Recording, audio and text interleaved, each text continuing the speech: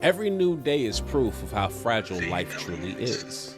Maybe Charlie Kirk was always meant to live his life revving up engines and riling up crowds, carving out a lane by fueling division. And maybe it was always meant to end this way, a life lost in 4K. His name no longer his own, but a hollow prop for people to argue over, to use as ammo in another endless culture war. But the real question is simple. Life is short, so what exactly does hate get you? Truth is, the man responsible for the Charlie Kirk isn't the typical caricature of the enemy that they like to portray. He wasn't an immigrant. He wasn't a leftist radical. He was a 22-year-old white male Trump-supporting Republican. His father has spent decades in law enforcement.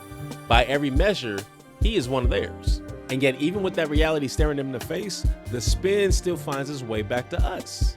Somehow, it's still the fault of the people who look nothing like him that had nothing to do with it.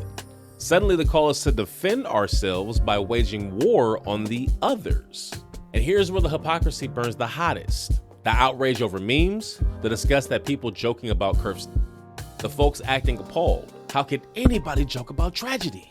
But some of these people are the same people that mocked George Floyd's last breaths, who made 5 years sober jokes about him being, who laughed at Trayvon Martin, at Breonna Taylor, at countless names where black became spectacle, where black people marched, begged, demanded justice on the largest stage possible. And the response was mockery, cruelty, and silence. Now when the energy flies back at them, suddenly it's unbearable.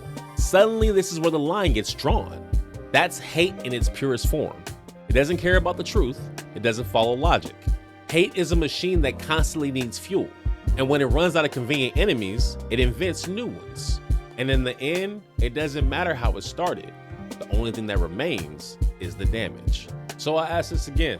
Life is short. What do you think people actually gain from hate? Let me know in the comments.